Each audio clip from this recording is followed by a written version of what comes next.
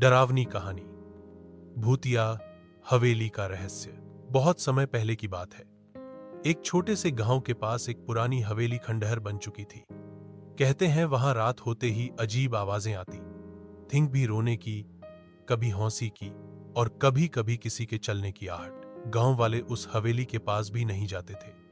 लेकिन एक दिन शहर से एक युवक रवि आया। वह बहुत साहसी था और भूत प्रेत पर विश्वास नहीं करता था।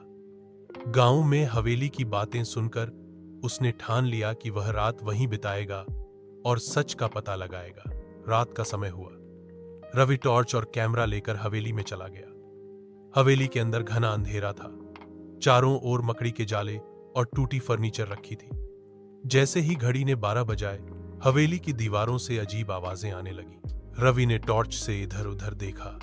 तभी एक कमरा अपने आप खुल गया। कमरे के अंदर एक आईना था जिसमें उसे कोई और चेहरा दिख रहा था, उसका नहीं।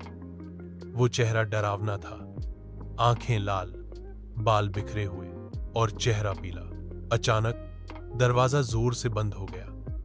रवि भागना चाहता था लेकिन पैर जैसे जम गए थे। तभी एक धीमी आवाज आई, तू भी अब यहीं रहेगा, हमेशा के लिए। अगली सुबह गांव वाले हवेली के पास गए तो वहां रवि का कोई नामो निशान नहीं था। लेकिन आईने में एक नया चेहरा जरूर दिखाई दे रहा था।